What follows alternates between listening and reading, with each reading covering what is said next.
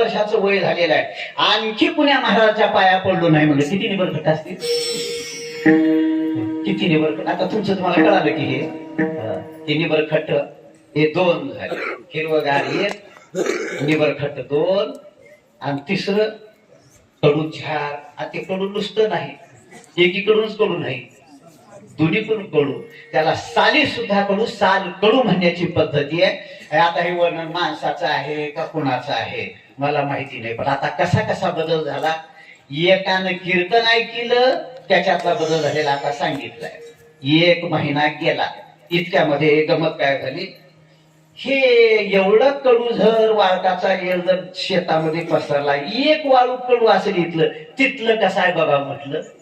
विनेकऱ्याजवळ जाऊन बघितलं तिथपर्यंत, तिथलंही कडूच लागलं. तिकडे त्या झाडापर्यंत जाऊन बघितलं, तिथलंही कडूच. 2-2.5 चक्करच्या मध्ये जिकडे तिकडे फिरून बघितलं, कडूच कडून. मग म्हणतोय बापरे, काय कडूला ऊत आला. आणि तुम्हाला माहितीये का, कडूला ऊत येत असतोय. काय कडूला ऊत आला रे म्हटलं. बस मग ह्याला ठेवून काय करायचे, भायावरी केलं, आणि एक एक एक एक वेळ उपटून आता मी बांधावर ढीग लावतो म्हणून त्यानं उभा टाकलं. उभा टाकल्याबरोबर तिकडून वडील आजोबा गोविंद मामा आले. काय करताय शामराव?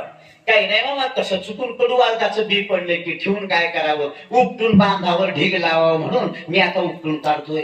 एवढं म्हणल्यावर 4 रात्रा मी आधी खालोय. शामराव माझा ऐका, आजपर्यंत जसं राहिले तसं आणखी 1 महिना राहू द्या, काही बदल पडते का बघू. वडील मामाने सांगितले, ठेवतो मामा म्हटले, ऐकतो, चला या माझ्याकडे. म्हणून त्यांनी उपटायचं बंद केले, आपल्या सोबत घेतले, बोलत बोलत घर गटले. 1 महिना गेला. 1 महिना गेल्यावर किती फरक पडला. आठवण यांना नाही शेतमालकाला. त्या गोविंद मामानी म्हणले, शामराव चला बरं, गेल्या महिन्यामध्ये तुम्ही तुमच्या शेतातले वाळू उपटून काढत होते वेल, आता काही फरक पडलाय का, चला जाऊन बघू. बघू म्हणून गेल्या बरोबर आता 2 जण बोलत बोलत गेले. मामा खरंच फरक पडला असेल का? अरे फरक पडतो शामराव. कसा काय? मग त्यांनी सांगितले, काही गोष्टी पाण्याने शुद्ध होतात, काही गोष्टी अग्नीने शुद्ध होतात, काही गोष्टी वाऱ्याने शुद्ध होतात, काही गोष्टी तेलाने शुद्ध होतात, काही गोष्टी काळ उल्लंघन झाला म्हणजे शुद्ध तेला प्राप्त होतात. आता एक ऐकायचं ऐका, आपल्या अंगावर धोती घेतली, अशुद्ध झाली, उद्या पूजेला बसायच्या, दुसरी धोती नाही, काय करावं? मग सांगितले शास्त्रकारांनी, तुझ्या अंगावरची धोती संध्याकाळी धुवून दोरावर वाळू घाल, आज सकाळी ओल्या वस्त्रानं ते घे, पूजेला बसायला तुला मोकळी. वस्त्र पाण्याने शुद्ध होतं, चमडा तेलाने शुद्ध होतो. घोंगडी कीर्तनामध्ये अंतरली, अपवित्र झाली, शुद्ध करायला मार्ग काय? काही नाही, कीर्तन खानाच्या खालची काढावं आणि वाऱ्यामध्ये 2-3 झटकलं, झटके दिलं, झाली शुद्ध. घोंगडी वाऱ्याने शुद्ध होते. अग्नीने काही वस्तू शुद्ध, सोनं अग्नीमध्ये टाकल्यावर शुद्ध तेला प्राप्त होतं, किडा नाहीसं होतं, ते शुद्ध तेला. आणि काही काही वस्तू काळ उल्लंघन झाल्याबरोबर शुद्ध तेला प्राप्त होतात. वाघाचं कातड, हरणाचं कातड ओला आहे तोपर्यंत अपवित्र आहे, वाळल्यानंतर त्याच्यावर प्रवचन करायला मिळायला भाग्य लागतं, एवढी किंमत त्याला येते. हत्तीचा दात ओला असताना अपवित्र आहे, पण वाळल्यावर त्याच्या गळ्यामध्ये ताईत करून राजे लोकांनी मिळवावं, एवढी किंमत त्याला येते. ओला असताना अपवित्र आहे, वाळल्यावर किंमत येते. काळ उल्लंघन झाल्याचा हा परिणाम आहे. शामराव चला, तुमच्या शेतामधल्या त्या वाळकाला काळ उल्लंघन झालाय, 1 महिन्याचा काळ गेलाय. बघितले त्यावेळेस कसं कसं होतं. मग शामरावनं सांगितले, पहिलं अवच्छेदक हिरवगार होतं, विसरू नका बरं. दुसरं अवच्छेदक निबरखट होतं, आणि तिसरं अवच्छेदक कडूझार होतं. चला बरं, आता काही फरक पडलाय का? मग गेले, बांधावर उभा टाकले दोघंही. बघितलं कसला फरक पडला होता बाप्पा. जे हिरवगार होतं कसलं झालंय, पिवळं पिवळं, त्याला म्हणतात आधील तो रंग.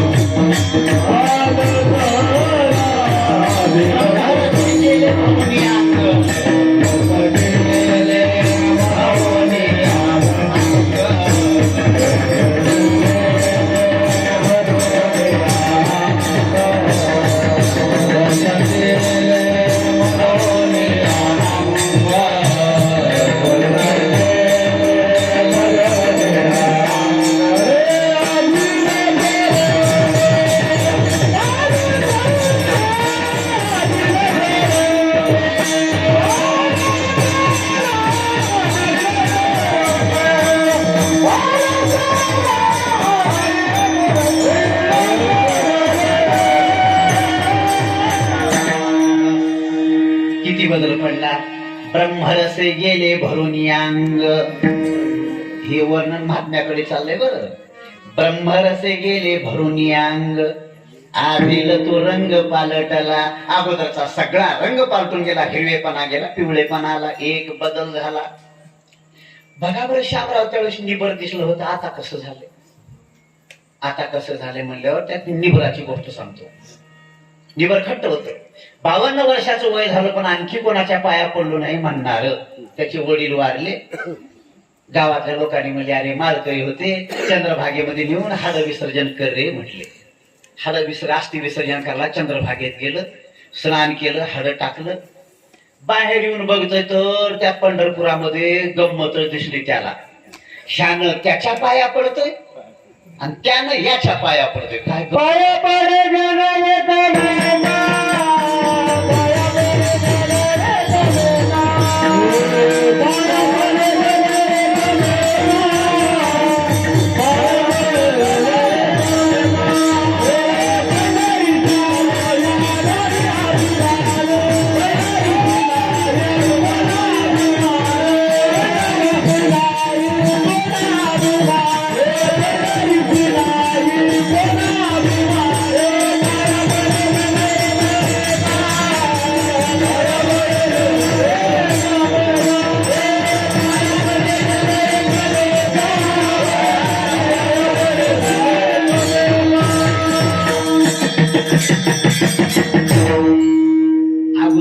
उचललं त्यावेळेस ऐकून पाठ केलेलं होतं आणि मग पुन्हा शुद्ध म्हणण्यात आलं.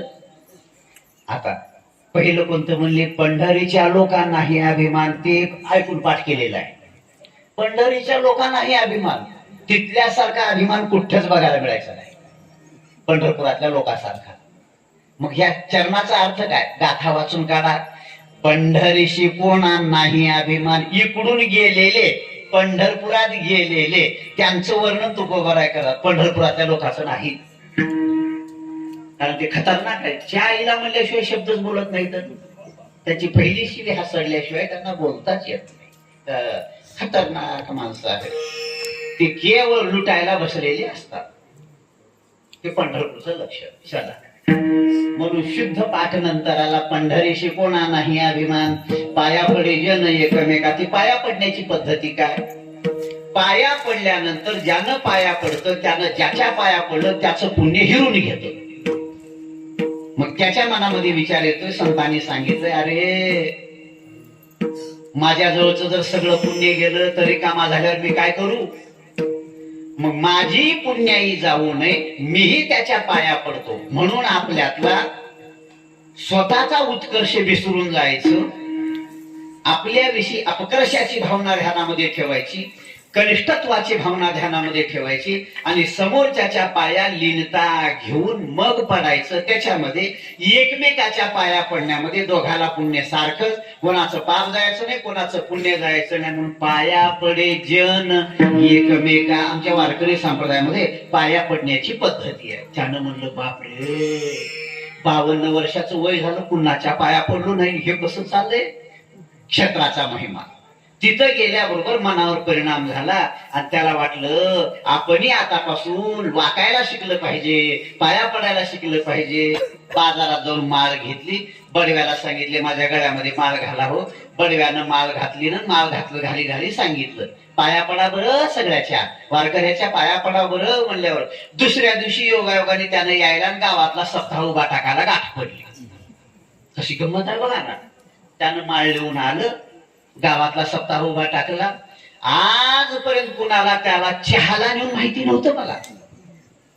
पण बरोबर सोपान महाराज आलेले बघितल्याबरोबर म्हणते महाराज चला आमच्या घरी चहाला, चला बरं आमच्या घरी चहाला. पांचाळ आले की म्हणते पांचाळ चला बरं आमच्या घरी न्याहारीला.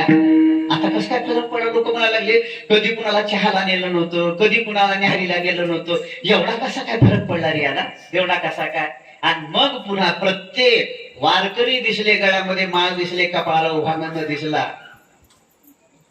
पाया पडे जन एकमेका जाऊन पाया पडायला सुरुवात केली. लोक म्हणले बापरे एकदाच पंढरपूरला गेलं तर एवढं वाकायला शिरलं. छे छे, आता गळ्यामध्ये माळ आले, याला पहाड्याचा विनाही द्या म्हटले. त्याला पहाड्याचा विना दिले. मग त्याला आनंदानं वागवायला सुरुवात केली. सगळ्यामध्ये मिळून मिसळून घ्यायला सुरुवात केली. किती फरक पडला, एकदा पंढरपूरला गेलं तर एवढा फरक पडला. त्याचा निबरपणा गेला. वाकायला सुरुवात केलं, मऊ मऊ झालं. मग ह्याच्या पाया पड, त्याच्या पाया पड, किती लिनता त्याच्यामध्ये आली हो. हे निबर खट होतं ते मऊ झाले. बरं कोणाचं सांगालोय? वाळकाचं सांगालोय, कुण्या माणसाचं नाही. ते मऊ झालं, दोन झाले. बघा शामराव, किती निबर खट होतं ते वाळू तुमच्या शेतातलंच मऊ झालं. किती हिरवगार होतं ते किती पिवळं झालं, दोन फरक पडले. आणि तिसरं किती कडू झाड होतं, काय काय कडूपणा करत होतो. आता त्याचा कडूपणा कीर्तनात सांगितल्यावर तुम्हाला आश्चर्य वाटेल. घरच्या भाकरी खाऊन लोकांच्या लेकराच्या सुरिक्या मोडत होतो. किती कडू होतं. आणि काही काही वरूनही कडू, मधूनही कडू. घरात काही चांगले असतात, बाहेरच्याला कडू असतील. काही बाहेरच्याला कडू असतील, घरातल्याला गोड असतील. काही घरातल्याला कडू असतील, बाहेरच्याला गोड असतील.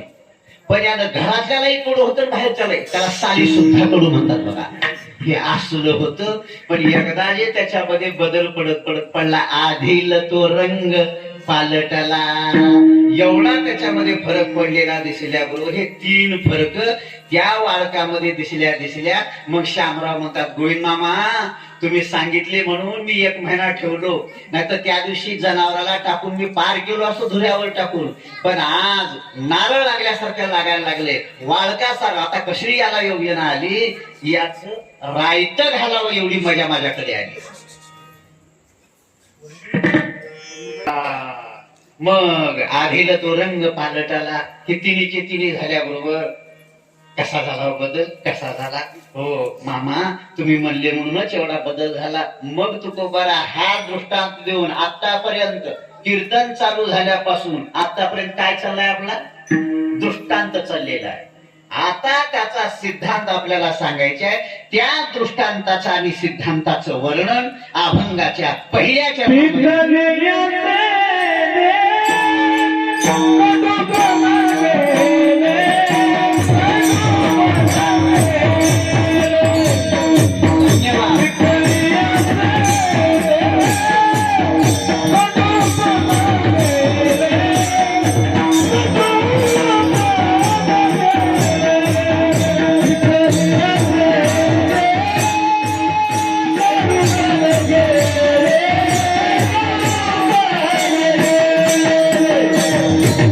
Yeah.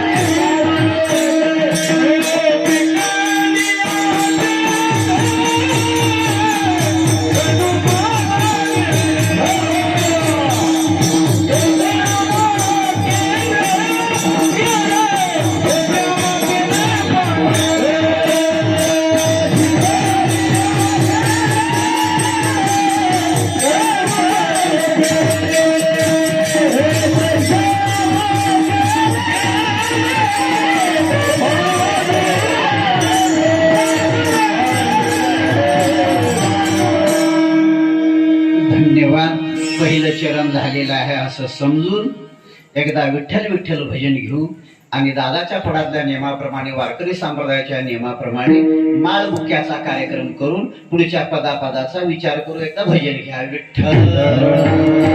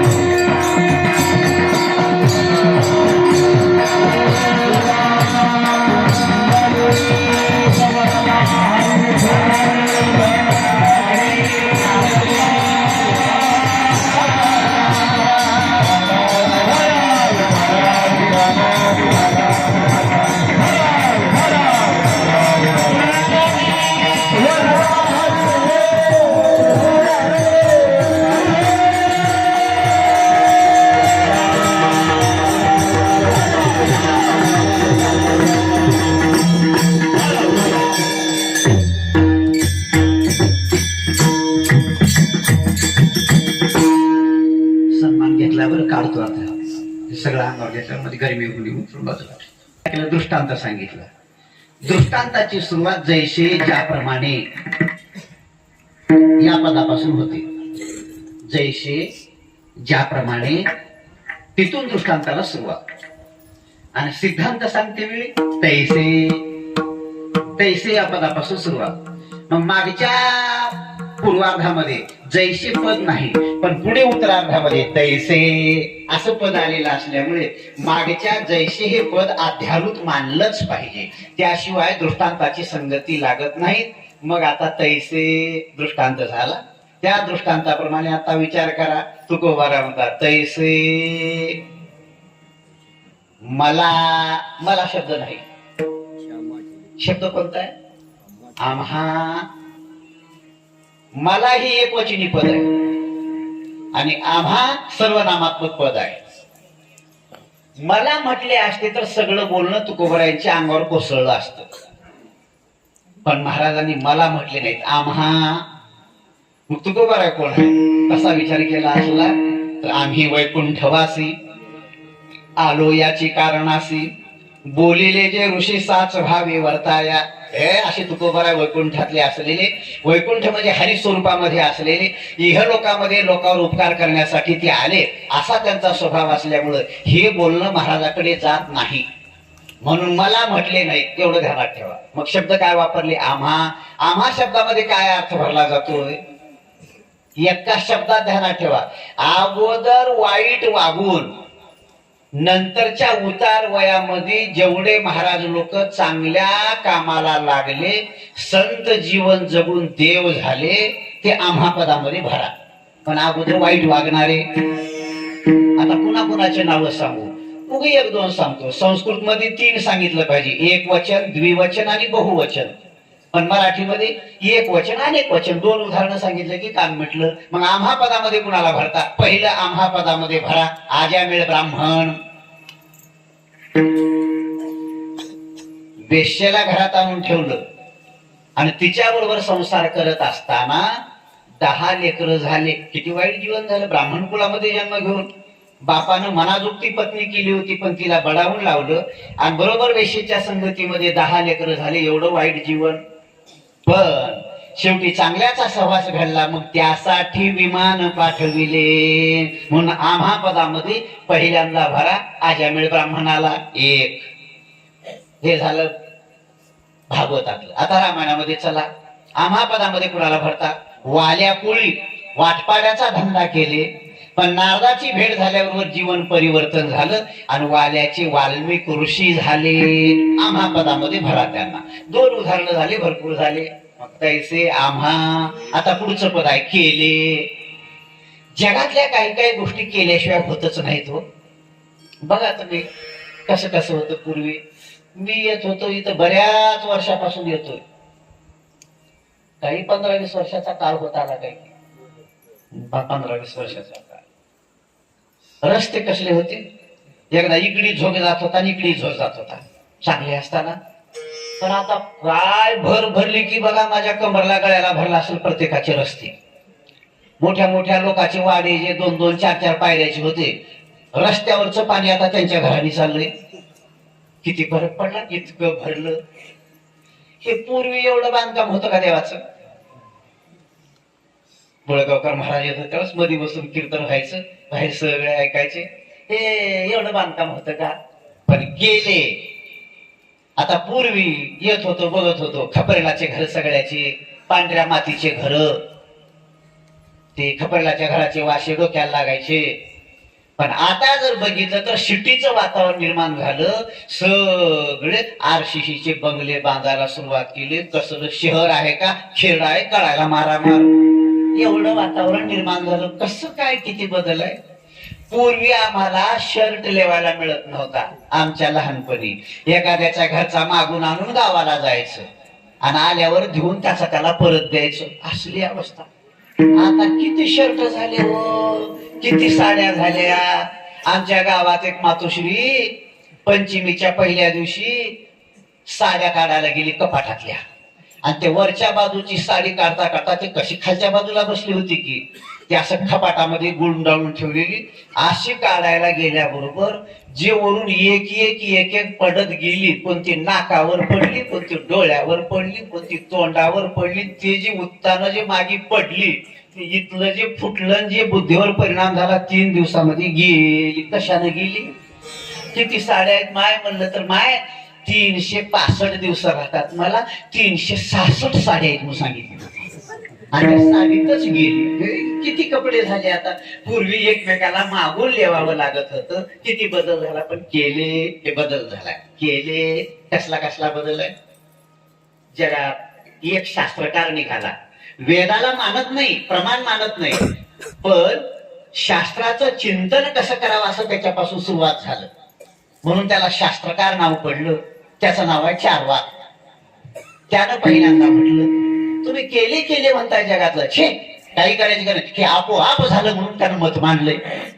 त्याने त्याच्या शास्त्रामध्ये हे जगातलं सगळं जे झालं आपोआप झालं असं म्हणणारा चार्वाक आहे. मग त्याला शास्त्रकाराने विचारले, बाबा चित्रकाराशिवाय चित्र निघत नाही, कुंभाराशिवाय घट तयार होत नाही, आई वडिलाशिवाय मूल जन्माला येत नाही, आणि कोणीतरी जगाचा करता असल्याशिवाय अनाकर्णी एवढं जग निर्माण होणं शक्य नाही. कोणीतरी करता लागतो. तुझी पार्सल का आभाळातून पडली का म्हणून चार्वाकाला विचारण्यात आलं. माईबापा वाचून तुझा जन्म झाला का? तुझी पार्सल आकाशातून पडली का? त्यांना विचारण्यात आलं. पण आपोआप झालं म्हणून त्यांनी मत मांडलं. आपोआप कोणत्या गोष्टी घडत नाही. बघा, आईच्या पोटामध्ये ज्या दिवशी मूल जन्माला आलं त्या दिवशी कसं होतो? बुडबुडा. पहिल्या महिन्यामध्ये काची बोटी, दुसऱ्या महिन्यामध्ये लिंबा एवढा, तिसरा जांभा एवढा, पुन्हा नारळा एवढा. 6व्या महिन्यापासून पुढे त्याला अवयव फुटत गेले. 9व्या महिन्याच्या 8.5 महिन्यापासून पुढे केस येत गेले, आणि 9 महिने 9 दिवस झाल्यावर आईच्या उदराच्या बाहेर आला. हे म्हणाल तुम्हाला कोणी सांगितलं? पत्ता सांगतो ऐका. हंसराज नावाचे लेखक आहेत. त्यांनी वेदेश्वरी नावाचा ग्रंथ लिहिलेला आहे. वेदांतातला अतिउच्च कोटीचा ग्रंथ आहे वेदेश्वरी.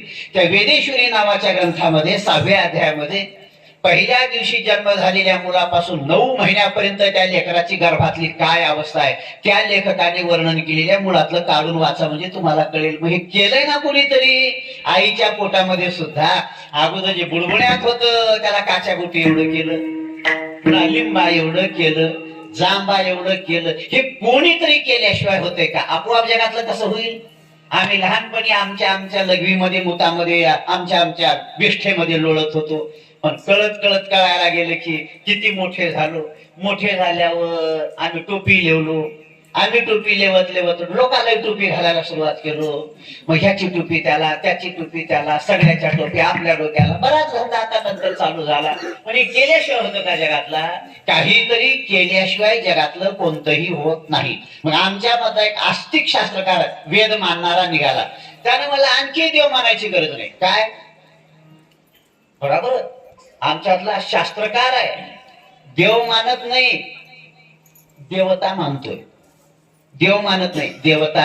आणि त्यांनी सांगितलं काही नाही, आपलं कर्मच आपली देवता आहे. चांगलं कर्म करा, चांगलं फलपदरात पडेल. वाईट कर्म करा, वाईट फलपदरामध्ये पडेल. असं म्हटल्याबरोबर त्याचं निवारण करण्यासाठी मग त्याला बोलावं लागलं, बाबा कर्म हे स्वरूपानं जड आहे. जड कोणाला म्हणतात? जड कोणाला म्हणतात? प्राणस्पंदासहित अंतःकरणाची वृत्ती ज्याला नाही त्याला जड म्हणतात. चेतनाचं सहकार्य घेतल्याशिवाय ज्याला हालचाल करता येत नाही त्याचं नाव जड. आता जडाची व्याख्या आहे. मग कर्म हे स्वरूपानं जड आहे. आपण होऊन कोणाला ते कार्यप्रवण करत नाही किंवा सुख किंवा दुःख देत नाही. म्हणून त्या कर्माचं नियंत्रण करण्यासाठी आम्ही ईश्वर मानतो. ईश्वर म्हणजे देव. ईशनशिलात ईश्वर आहात म्हणून आम्ही ईश्वराला मानतो असं वेदांतांनी सांगितले. ईश्वर मानला, ईश्वर म्हणजे देव, आणि देव मानला म्हणजे त्या कर्माची संगती बरोबर. आपल्या हात 500 गायी जरी असल्या, सोडलेलं गायीचं महिन्याचं वासरू, तेवढ्या गायी मधली आपली आपलीच आई ओळखून जसं दूध प्यायला सुरुवात करतं, तसं हजारो जन्मातलं आपलं पाठीमागचं कर्म असलेलं 1000 जन्म झाल्यानंतर सुद्धा आपलं आपल्यालाच येऊन ते भोग द्यायला लावतं. त्याचा सिद्धांत एकनाथ महाराजांनी सांगितले, केलं कर्म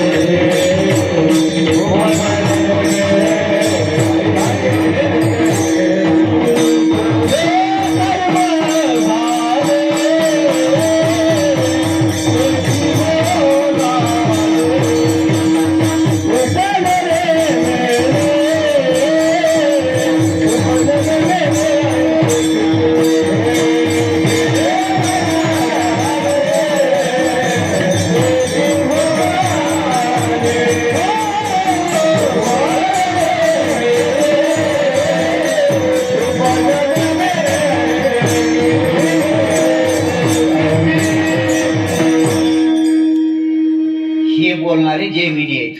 शास्त्रकार आहे जैमिनी, पूर्वमीमांसा शास्त्र लिहिलेलं आहे. आणि मग ते जैमिनी म्हणतात आपलं कर्मच आपल्याला सुख देतं, दुःख देतं, दुसरा देव मानायची गरज काय? खरं वाटतं त्यांचं बोलणं, पण त्यांना पटवून दाखविलं की कर्म हे स्वरूपानं जड आहे. जड वस्तू आपण होऊन कोणाला कार्यप्रमाण होऊन कोणतं काही करत नाही, फल देत नाही. म्हणून त्याचं नियोजन करण्यासाठी, नियंत्रण करण्यासाठी कोणीतरी ईशानशिलात ईश्वर हा ईश्वर लागतो. म्हणून वेदांतांनी ईश्वर मानला. चला, पूर्वमीमांसिकाचं खंडन झालं. मग वेदांती सांगतात आम्ही ईश्वर मानतो म्हणून तैसे आम्हा केले. मग त्या देवाचं नाव सांगा, देवाचं नाव सांगा म्हटल्यानंतर मग तुकोबाराय म्हणतात आता त्या देवाचं नाव सांगतो. आपल्या वारकरी संप्रदायातला देव कोणता? भागवत संप्रदायातला देव कोणता? श्रीमद भागवतातला पहिला श्लोक महात्म्यामध्ये आला, सच्चिदानंद रूपाय विश्वोत्पत्त्यादि हेतवे तापत्रय विनाशाय श्रीकृष्णाय वयं नमः. आपलं दैवत म्हणजे भगवान श्रीकृष्ण. आपले वारकरी संप्रदायातले, भागवत संप्रदायातले मूळ आधिरदान दैवत कोण आहे? भगवान श्रीकृष्ण. मग श्रीकृष्णाचं नाव इथं नाही ना. मग आता सांगतो, भगवान श्रीकृष्ण थोडे मोठे झाले, आईच्या पुढे गाराणं द्यायला सुरुवात केल्यानंतर आईनं सांगितले, कृष्णा तुला रानात गायी चारायला गेलं पाहिजे. हो आई, जातो, उद्या जाईन मी राना, सवे घेऊन गोधाना. निघाले गोपिकांनी म्हणल्या, बाई उगच गाराणे केलं त्याच्या आई पुढे जाऊन. गावात राहायचा कृष्ण आता शेताकडे चालला की ग, आपल्याला काही त्याचं दर्शन होत नाही, काही नाही. दिवसाच्या वेळेला कोणतं तरी निमित्त करायचं आणि त्याच्या घरी जाऊन त्याचं दर्शन घेऊ यायचं. आता आपल्याला दर्शन होत नाही, पण 2 वेळेच्या दर्शनाची पद्धती आहे. सकाळचं एक दर्शन, प्राप्त दर्शन, आणि संध्याकाळचं एक दर्शन. 2दा तरी दर्शन घेण्याचा योग आहे. म्हटले काय, भगवान आपल्या दारापुढून गायी घेऊन जात असताना आपले सगळे कामधंदे घरातले घरात ठेवू, दरवाजाला येऊ, दरवाजावर हात जोडून उभा टाकू आणि भगवान श्रीकृष्ण आपल्या पुढून जात असताना त्याचं दर्शन घेऊन मग आपल्या आपल्या कामाला लागू. वडीलबाईनं दिलेली, मातोश्रीनं दिलेली राय सगळ्या गवळणीला पटली आणि मग भगवान निघाले. गायी आल्या, मध्ये मिटिंग चालल्या बघा. मीच सांगावं लागतंय असं नाही, गाववाल्याने थोडं लक्ष. मधल्या बाजूला कुठपर्यंत आलंय कीर्तन आपलं? ह्याच्यापर्यंत आलं हो, भालकीपर्यंत आले, भालकीपर्यंत.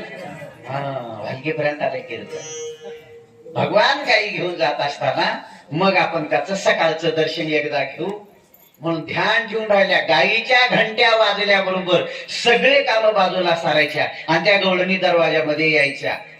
बरोबर सगळ्या गोपाळामध्ये असला कृष्ण समोर दिसल्याबरोबर हात जोडून नमस्कार. मग कसल्या रंगाचा होता? पंढरपूरचा निळा, लावण्याचा पुतळा, निळ्या रंगाचा भगवान श्रीकृष्णाचं सकाळचं दर्शन झालं. भगवान वनात गेले. गोकुळातली माती पांढरी शुभ्र आहे, आपल्या कपाळाचा गोपीचंद तेच आहे, गोपिकाच्या पायाची माती आहे. मग ते भगवान खेळते वेळी सगळ्या गोपाळाच्या पायाची माती भगवंताच्या अंगावर उडायची, गायीच्या पायाच्या खुराची माती भगवंताच्या अंगावर उडायची. निळा रंग झाकून गेला आणि सगळा वरच्या बाजूला पांढरा रंग प्रगट झाला. मग संध्याकाळी येते वेळी निळ्या रंगाचा देव नाही, मग दुसरा रंग पांडुरंग कांती दिव्य तेज पांढऱ्या रंगाचा पांडुरंग. मग त्या देवाचं नाव गायीच्या खुराची माती आणि गोपाळांच्या पायाची माती भगवंताच्या अंगावर पडून निळा रंग झाकला गेला आणि पांढरा रंग आला. त्या कृष्णाचंच नाव आहे दुसरं पांडुरंग. मग त्याचा उल्लेख तुकोबाराय करतात, तैसे आम्हा केले पांडुरंगे. मग लोकांनी म्हणले, महाराज पांडुरंगाने आमच्यामध्ये एवढा बदल केला, एवढा बदल केला म्हणता, काय तरी बदल केला तुमच्यामध्ये अगोदर कसं कसं होतं? आम्हा म्हणण्यामध्ये महाराजांनी सांगितले. आता खरं सांगू का, माझा बोलताना राग येईल, पण सगळ्याचं लेकरू आहे बरं, मग चांगलं आहे का आणि मग माझं बोलणं आहे का, नाही तर डोळे वटारून मला रागात बसाल. मग काय काय होतं? महाराज म्हणले, आता झाला असेल महाराज, आता झाला असेल संत, पण पूर्व जीवनामध्ये काय केलंय? व्यभिचार घडला. व्यभिचार कशाला म्हणतात? आपली धर्मपत्नी सोडून परस्त्रीकडे पापी नजरेनं पाहणं, त्याचं नाव व्यभिचार. आपले पती सोडून परपुरुषाकडे पापे नजरेनं पाहणं, याचं नाव व्यभिचार. मग हा व्यभिचार पूर्व कालामध्ये एक व्यभिचार घडला. वाळकामध्ये किती गोष्टी सांगितल्या होत्या? 3. तसं इथेही 3 गोष्टी सांगायचे. पहिला व्यभिचार. दुसरा, त्या व्यभिचारामध्ये जर कोणी अडथळा निर्माण करत असला तर सुपारी देऊन त्याला उडवायचं. सुपारी देऊन मारायचं. तुम्हाला माहित आहे की चाललाय गोंधळ तेच. बीड जिल्हा गाजलाय, सुपारी देऊन मारायचं. काही बंदीखान्यात आहे, काही चौकट आहे, बंदी करा, सुपारी देऊन मारायचं. ते आपल्या देशात जास्त चाललंय आता. मग ज्याने व्यभिचारामध्ये अडथळा निर्माण केला त्याला सुपारी देऊन मारायचं, उडवायचं. आता 2 व्यभिचार. त्याच्यानंतर त्याचं नाव काय? हिंसाचार. कत्तल करायचं, हिंसाचार 2 झाले. आणि 3रं भ्रष्टाचार. आता भ्रष्टाचार तुम्हाला माहिती आहे की नाही? आपण वारकरी संप्रदायातले गरीब माणसं, आपल्याला काय माहित आहे ते? पण उगा जाता जाता तुम्ही कधी टीव्ही बघितला असाल, कधी पेपर वाचला असाल, तर एक 2-3 गोष्टी सांगून जातो. भ्रष्टाचार कशाला म्हणतात? जनावर खायचा चारा माणूस खातोय का हो?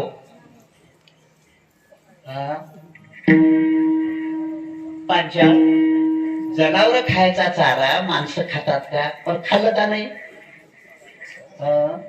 चारा घोटाळा आलं की नाही पेपरला? आलं की नाही? नाव सांगू नका, कुणी पक्षाचा असलं तर असं का म्हणलं म्हणते. झाकली बुट 1.25 लाखाची. चारा घोटाळा एक झाला. दुसरा, आता त्याच्यानंतर तुम्हाला हे रस्त्याला अंतराचं डांबर माणूस खाते का हो? पण पेपर मध्ये वाचलं, टीव्हीत आले, डांबर घोटाळा झालाच. जाऊ द्या, आता लांबीत बसत नाही. संडास खातात का? संडास खातात का? आता तुम्हाला काय सांगू महाराज, एका गावच्या सरपंचानं ग्रामसेवकानं दोघांना मिळून त्या गावचे सगळं बिल अप्पूट दोघांनी उचलले. 6 वर्ष पत्ता लागू दिले नाहीत. शेवटी गावातले कार्यकर्ते म्हणले, गाव गाव झाले ना, आपल्याकडे कसं नाही. मुळात जाऊन उकरून बघितले, त्यावेळेस ते 2 जण सापडले. आता ते दोघंचे दोघे व्याजा सकट, मुद्दला सकट सगळं भरले, पण ते दोघांच्या नोकऱ्या गेल्या, दोघे आता अडकून आहेत. हे कसं घडतंय बघा. याचं नाव भ्रष्टाचार. ऐका, एक एक एक एक एक एक भ्रष्टाचाराचे लक्षण. मग हे 3 घडतात का? तुकोबारा म्हणतात, आता वरून सांगत नाही, थोडं फलामध्ये शिरलं पाहिजे, जरा लक्ष द्या म्हणजे कळेल. आपल्या देहामध्ये 3 शत्रू आहेत. कोणता कोणता? पहिला शत्रू आहे काम नावाचा. व्यभिचार का घडतोय? तर त्या कामामुळे घडतो. 1. दुसरा, हिंसाचार का घडतो? आपल्यामध्ये क्रोध नावाचा शत्रू आहे म्हणून हिंसाचार घडतो. 2. आणि तिसरा आपल्यातला शत्रू आहे लोभ, आणि लोभामुळे भ्रष्टाचार घडतो. मग तुकोबाराला विचारलं, महाराज पिकलेल्या शेणामध्ये जसा बदल झाला तसा आमच्यामध्ये बदल झाला म्हणून म्हणताय, मग तुमच्यातले हे काम क्रोध लोभ काय झाले आम्हाला सांगा बरं. म्हटल्यानंतर अभंगाचं 2रं चरण आहे.